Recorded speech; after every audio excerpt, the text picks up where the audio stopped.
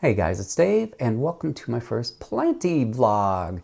Actually, I'm just bringing you along for some plant chores, updates, showing off my plant porch a little bit, mainly the restoration project on it because there are no plants up there. It's way too cold in Iowa still.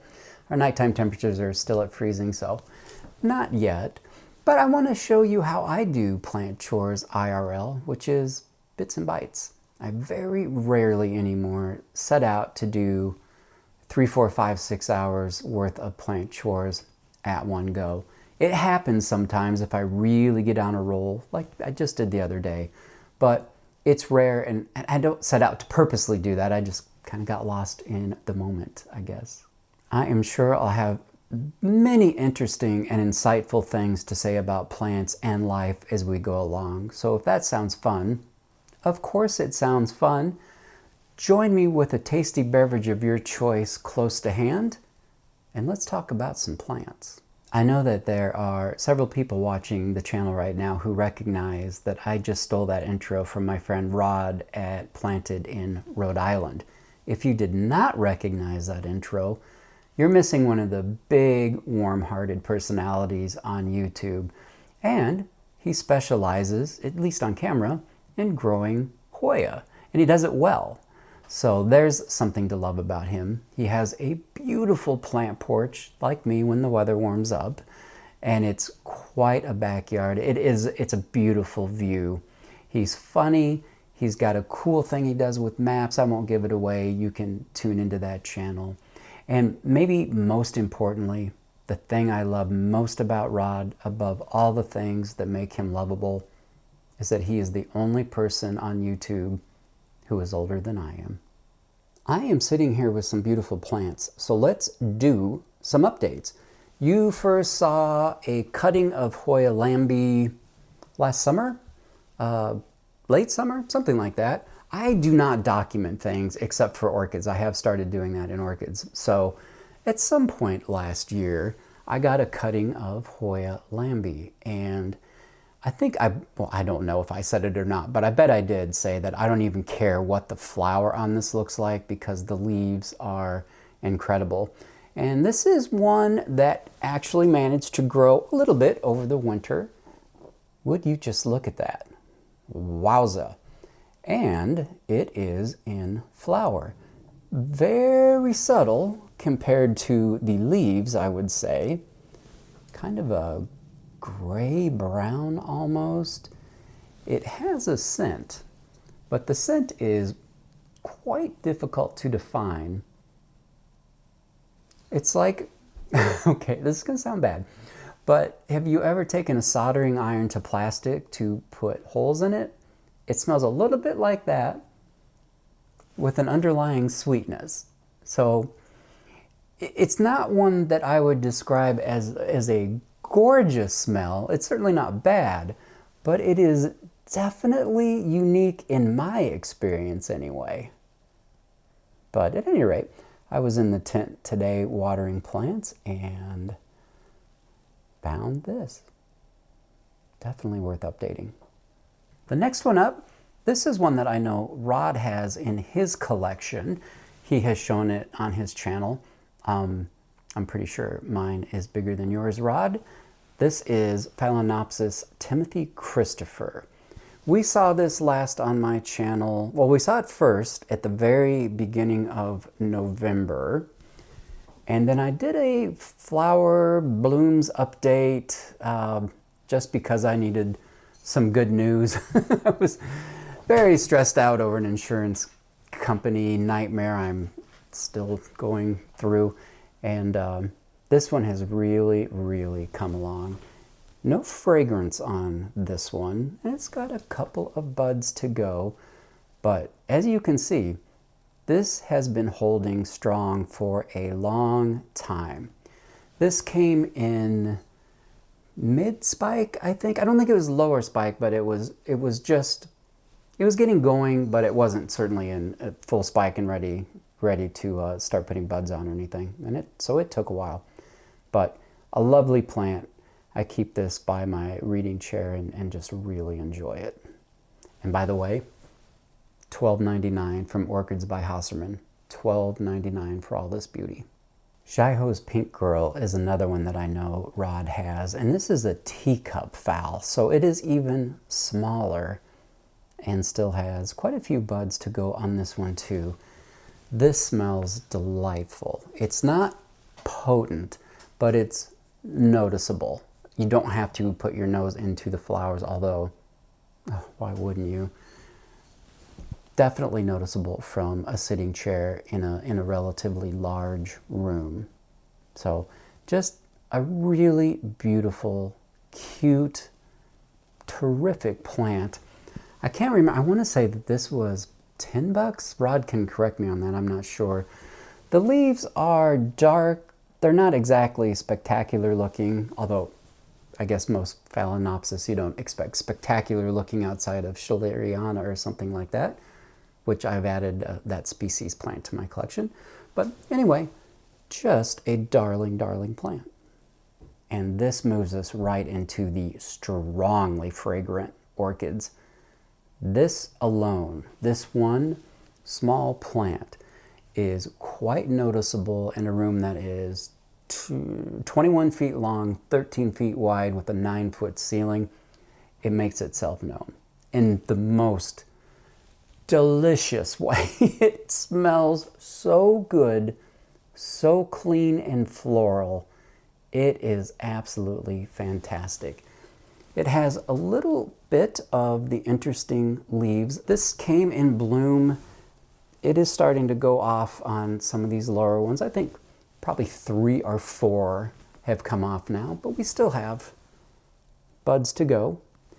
And it smells absolutely phenomenal. Very, very faint in the morning until about mid-morning. It's in a south window, so as it warms up, gets a little more light, really comes alive. What a wonderful plant. This one also came from Orchids by Hauserman. I believe this one was the pricey one at $20. Then last in this group, the seed-grown Dendrobium Roy Takanaga that I bought for myself for my birthday. I bought this in full bloom if you didn't see that video, because being seed grown and that most of these plants have white flowers and I wanted pink, you gotta see the flower. So I don't know how long it was in bloom before I got it, but I have now had it for a good 6 weeks already, and it still looks fantastic. Better than when I unboxed it because it was a little bit dehydrated, but just an absolutely staggeringly beautiful plant. It is, oh, I can't get enough of this. The smell is faint but beautiful, kind of like walking into a florist shop. So is that, I always say it's carnations, but I think that smell is roses, right? I don't know, but it is great. But you could have this even at bedside and it wouldn't disturb you unless you have some canine olfactory system. Anyway, Roy Takanaga, this one came from Orchid Web. I think I'm gonna love this vlog style video I'm making. Just film a little bit when I feel well enough to do it, and no introductions, no la-di-da this and la-di-da that. This is my Begonia Black Magic that I got last year. And if you didn't see that video, it had, I think, been growing, maybe laying down. It was backwards and upside down, and I just decided to cut it up, propagate it, and this is one of 3 plants. And it is in this little, it almost feels like a plug now. If you've grown a begonia, you'll know that the roots can be very fine. Even though this was cocoquire and perlite, it now feels like one of those little foam plugs almost that they put in certain plants when they are being grown in a nursery. So don't have to disrupt this at all. It is fine. I'm going to put this in a much larger pot than you might. What's new? So you will see the difference here. Why would I do this? Well, experience growing begonia, for one. I don't want to repot this next year. I'm thinking a couple of years down the line, maybe 3 years down the line even. And having had experience growing begonia in this house, they do well. Almost too well. They grow very, very quickly. In this case, with a plant that enjoys staying so moist, it's going in a bigger pot. I'm just, for the bottom there, I'm going to put in a little bit of jumbo perlite, charcoal, and orchiata bark, just to fill up a little bit of it. In this bucket, I will be using a modified version of what I use for everything, which is more cocoa peat than usual, some cocoa chip, and then number 3, perlite. Somehow I ended up with some smaller chunks of cocoa chip, so that's what's in here. This pretty much wants a rich substrate, so that is what I'm going to give it. And this won't take long. My favorite kind of chore some days. This is going to be a nice, it's already a nice plant, but this is going to be, I think, pretty spectacular when it gets those darker leaves, blood red backs, and grows up really nice and tall.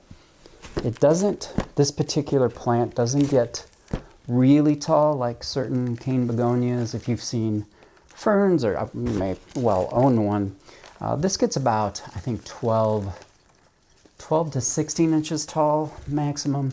Nice. I really like that. I'm really liking having more small-ish plants. I mean, I've got plenty of kind of larger plants, but I think it's a lot easier to decorate with plants when you don't have, you know, a ginormous philodendron, esmeraldens, for instance, that I used to have, taking up an entire corner, like feet of a corner, where I now have shelves and many different kinds of plants. Now, what I'll do for this right away is take some thin sticks of bamboo and just get this supported. I am going to start just by routine putting some rubber cement on the ends of bamboo so that they don't rot out. I have a couple examples of that happening to me, snapping. In one case, my Hoya australis, no harm, no foul. In another case, my Rhaphidophora tetrasperma, it did break one of 3 vines. That's on my list of things to replant.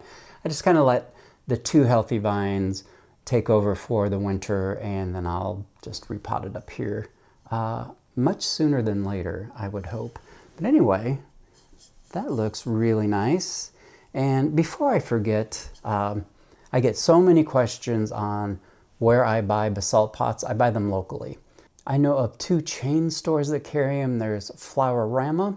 They have good pricing, not as large a selection as my local nursery does, but I only use a couple, 3 different styles myself. And then Earl May, which is crazy priced here in Iowa City. I don't know if that's a chain-wide deal, but it's insane.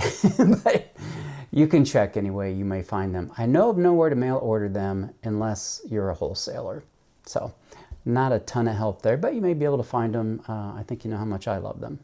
This is my other one that is in plastic. And then my third one is the, you know, kind of air quotes mother plant that I took all of these cuttings from. And it's also doing well. I definitely do not need 3 begonia black magics. Hardly valuable plants. They're $15 for a nice size plant.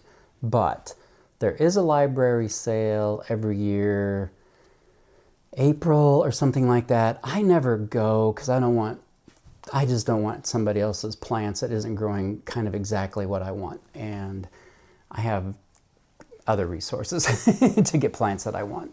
So I'm not in the mode of just bringing home plants to bring home plants anymore. Far from that. I got this plastic pot from Orchid Web, sphagnum moss in it. I'm still growing the orchid in sphagnum moss, but I put it into a basalt pot so I would have a little more predictable drying out than in plastic. I don't like white plastic, so this is perfect for a giveaway plant. All right, I will get that watered in, and I think our first task is done. I have been dying to get this little species miniature orchid potted up, but I wanted to do it on camera because This plant is attached to my dear friend Hannah, and while I don't usually like to attach sentimentality to plants, especially, as you know, during bereavement and things like that, because that's a lot of pressure. It's just the generosity of spirit and friendship from this person, and if the plant dies, that'll be okay.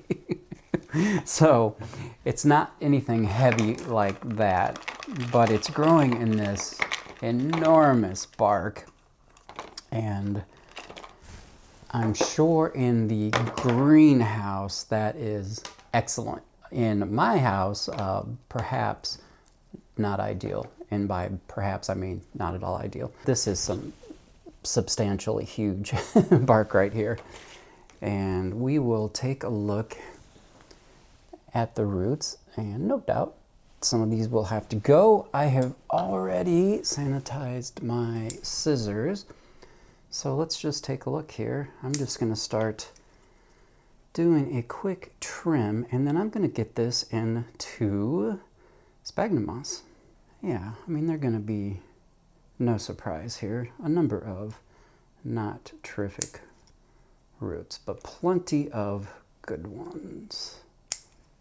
The other day, so you saw, I think, even though these aren't all in order, I would have done the Tolumnia update and then shown the replacement plants. And the one that I thought, well, there were two I thought were grown in tree fern fiber because the roots were so substantial and packed, and the moss had turned kind of a green. So it really did look like it was growing in fiber. I opened that up, packed tight with roots. It was in a 3-inch container, not one dead root. So not a lot of moss left, mostly just kind of in the middle. But when you grow in a greenhouse condition, that's what you can get away with. I am growing this in my living room, and it's not the same situation. That looks good. And these roots, much like your Phalaenopsis, will fork, branch out, whatever you want to call it. So no issues there. That's a lot of really good root system. Really happy with that. It's just, let me take the roots out of this. It's growing right now in just this. And that is not an easy thing to properly water. And granted, you can keep an eye on the roots above the bark, but you can't really see in the bark. Clear plastic, I know there are a lot of ways to do it. I'm not going to do those ways. I'm definitely going to go with what I've really been enjoying, and that is, like I said, some sphagnum moss, and I'm going to put it, I think I have the perfect pot. If it's too big, I have several lined up here, so I'll take a quick look at that. Yeah, I think that is going to be the pot indeed.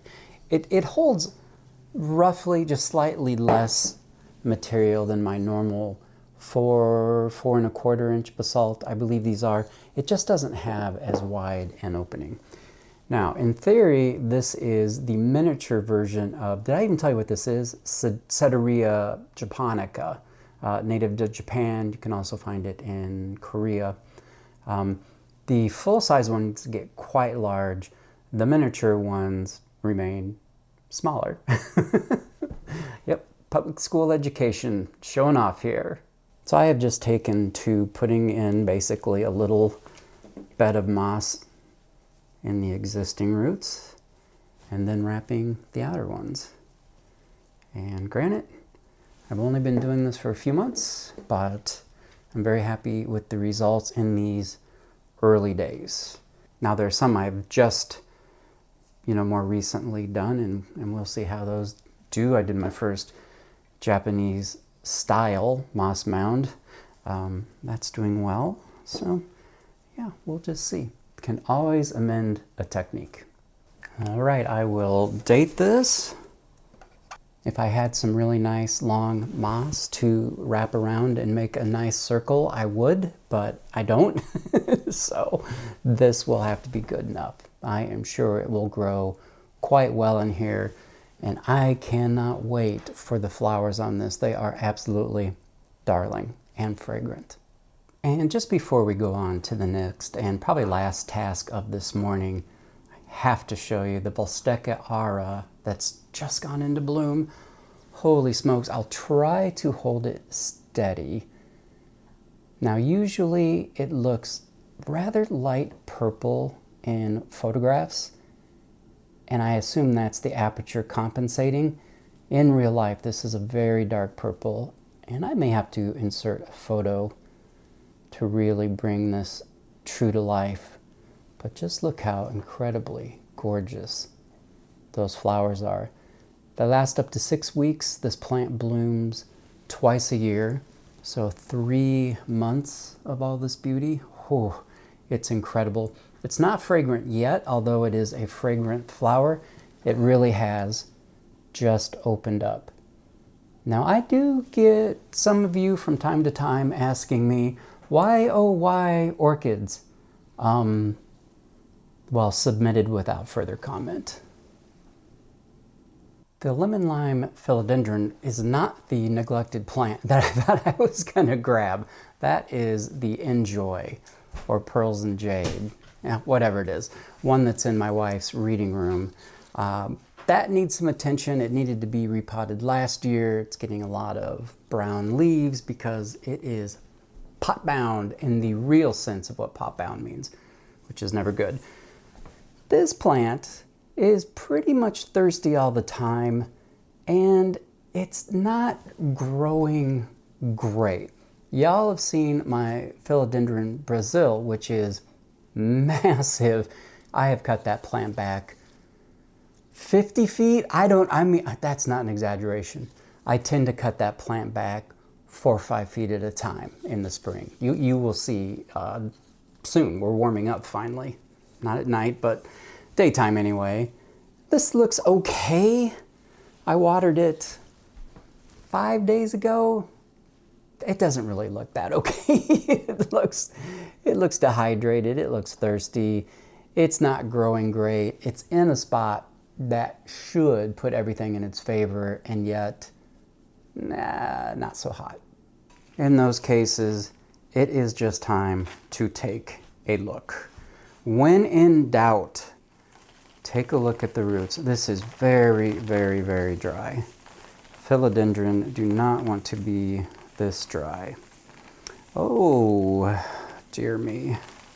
I'll show you what I am looking at here in a second. What I want to do this year is reduce the number of plants that I start over. Last year was very much starting the collection over in some sense. I sold a ton of my plants off and cut up a bunch of the more specimen type sizes to get those rooted and propped and just generate some income while I am fighting an insurance company for the money I feel they owe me. It's a substantial amount of money, and they don't want to pay. Imagine that.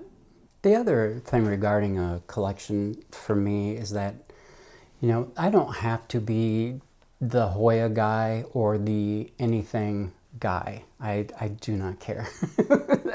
But just to finish my thought on collection and how many plants I kind of started over or sold off or got out of my collection. Some of them I had root mealies. Some of those left without my permission, and some left in those silicone bottom death pots. But, I don't know. I think some people on YouTube feel like they have to have the large collection and just keep adding and adding. I am not in that group of people. I got my first orchid a couple of years ago, and then started kind of slowly collecting last spring, summer. I wanted to have somewhere to put them, to display them. They can be grown not in the premium spot, and then when they are in bud, they can be moved. And I know a lot of people are, show them where you grow them. If you can send them across states in bud and they do okay, I think I can move it to a different part of my house that's getting almost identical conditions. But I just don't feel the need to own everything, and especially things that I have already flowered and they're nice, but they're really just taking up space. Goodbye. I mean, you know, what, I don't have to keep that. So I'm not one of those people who struggles in downsizing. I made a decision really starting 3 years ago when I downsized almost all of my moss poles except for 2. And then last year I got rid of the last 2, and best decision I ever made. My collection looks so much better without moss poles and having plants decorating my rooms the way I want them to, rather than the way the plant demands it be displayed. I'm just much happier for that.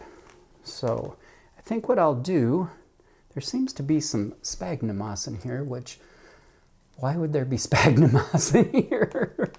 I'm gonna investigate that a little bit and then just pop this up real quick. I'll be right back with you.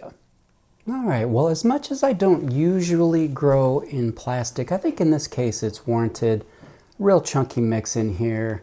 I think it'll be fairly temporary. So I've rinsed it off. I knocked that bucket of substrate onto the floor, so I have that mess to clean up. But I think for now we're gonna wrap it up, and I will join you in the next task. See you later.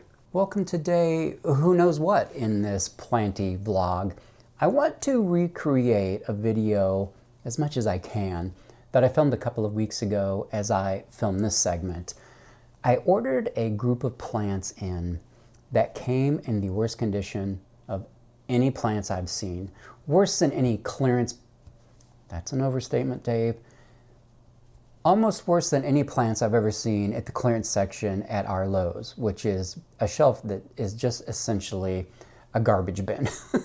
So it was not great. And in that video, I was able to take the worst to the absolute worst and show how I addressed it, how I treated it, kind of how I went about receiving this really incredibly disappointing mail. And what I got, by the way, a couple of patrons conspired and purchased me a bunch of Buy Me a Coffees for my birthday.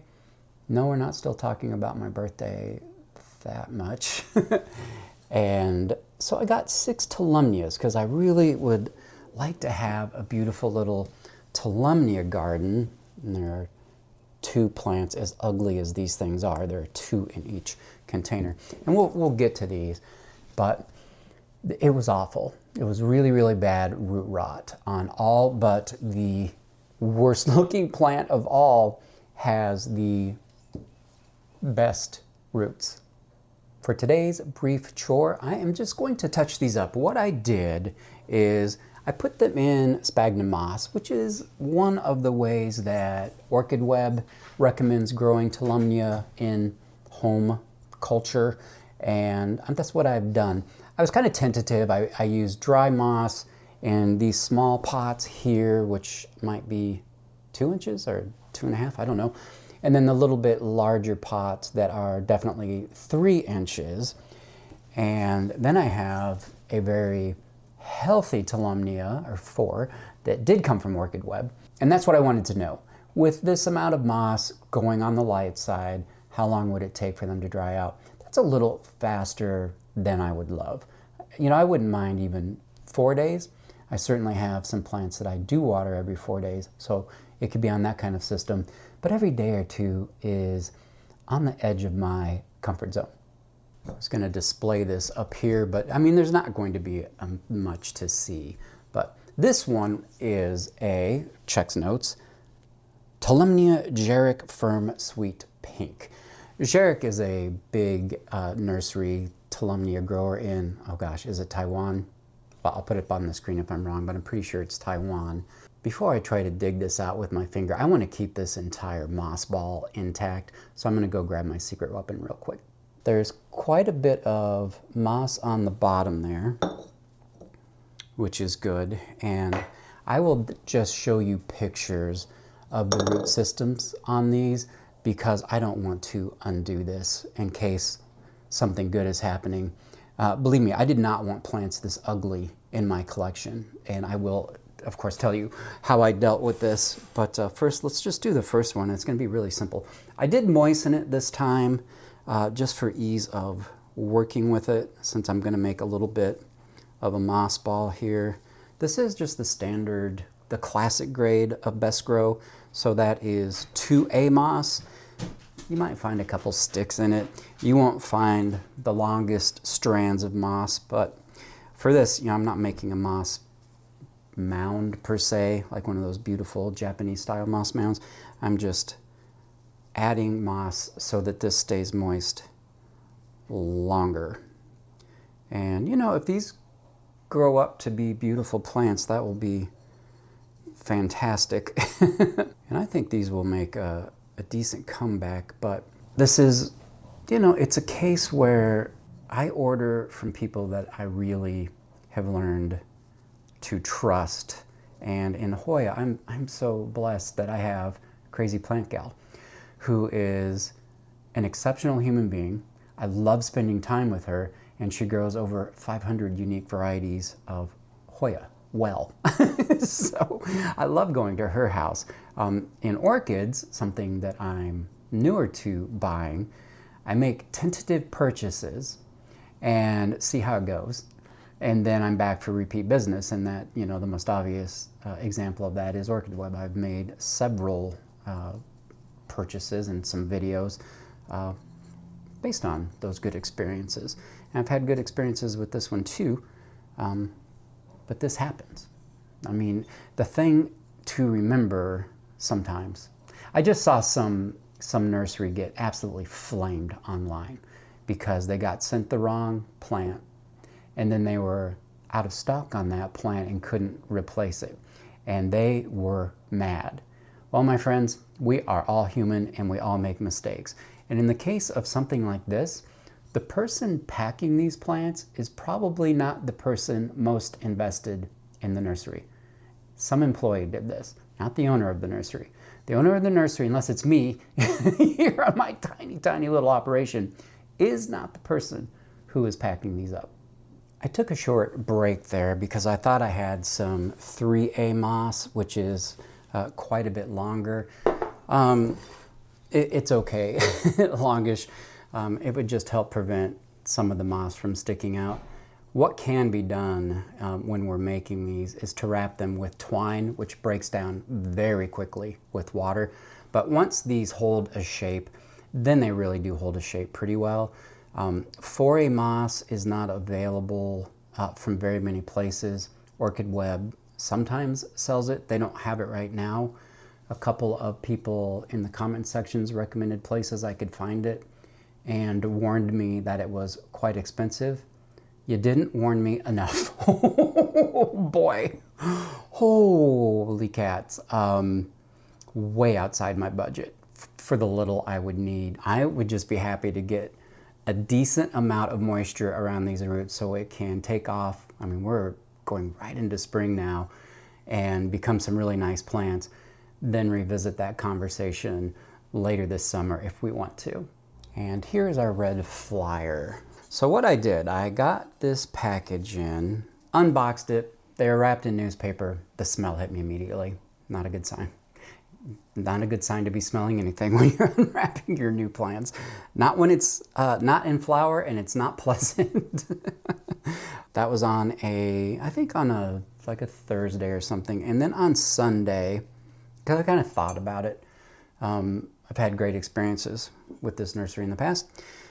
So thought about what I wanted to do and how I wanted to write them. I mean, this was beyond just getting plants that had mechanical damage or something, which I don't bother with. That's just, I don't care. So on Sunday, I sent them a letter and just said, hey friends, I hate to report this, but got a pretty disappointing order in. I provided the pictures. I stressed that I knew that was, a fluke.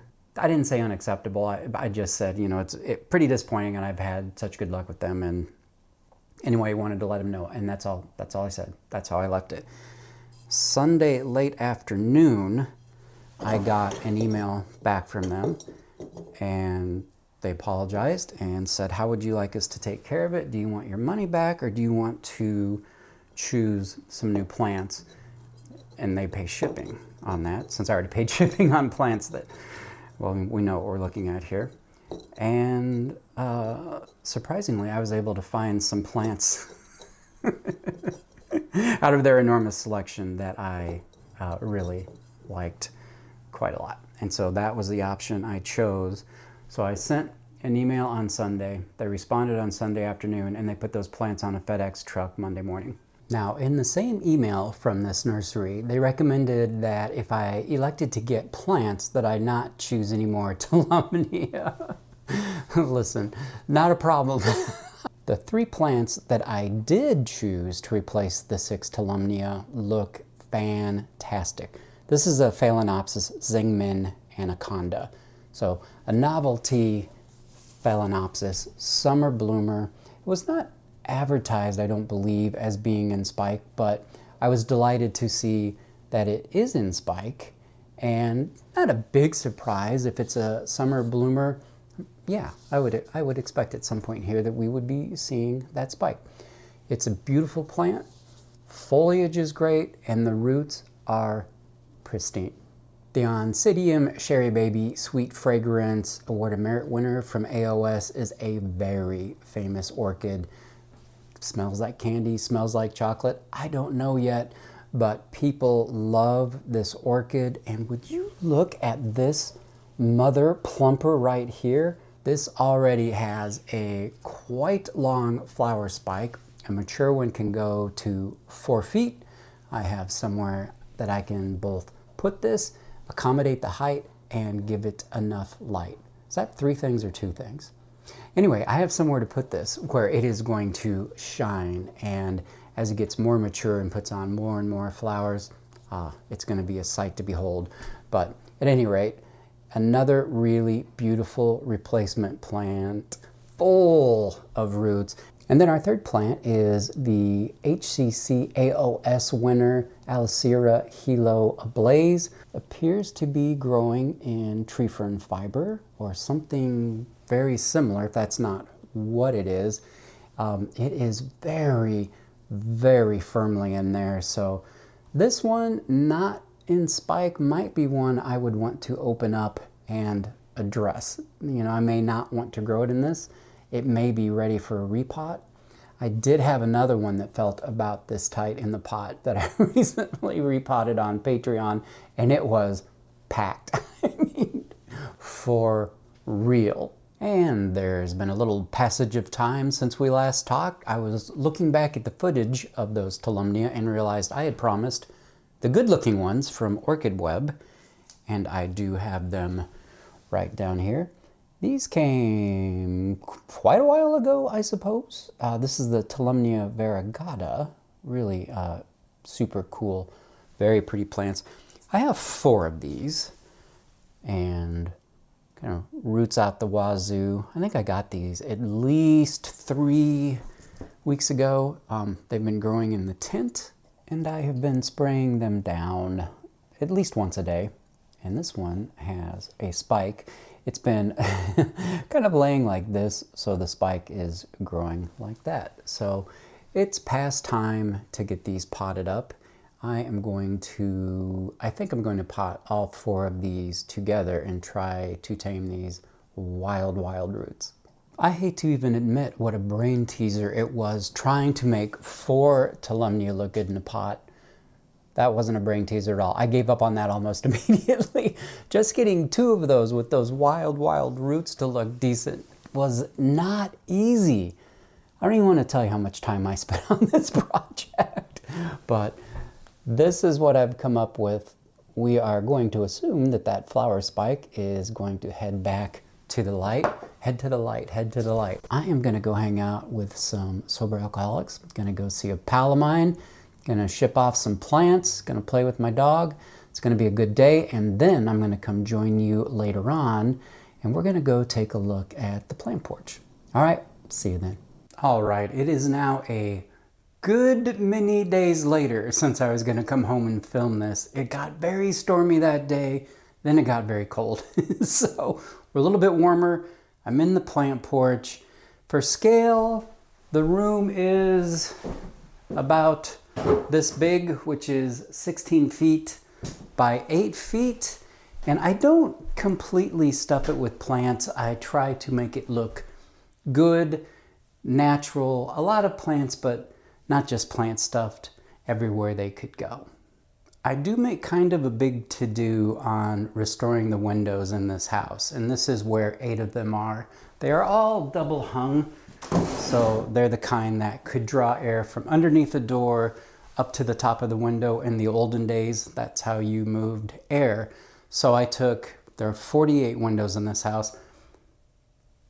I haven't done them all. There are 4 in the living room. Ironically, ones you actually have seen that are not done yet. They are ready to be done. But yes, removed all of this out, all the carpentry, the painting, and then reglazing every single window, every single pane. A huge, huge job. But that added a ton of value to this house. That job alone to hire out, just the glazing of the windows, is plus $30,000. Not the kind of money we have to throw at a window project. For the lower medium type light plants, we have 2 east windows, 4 north windows, and then 2 matching east windows on that side, which is due west.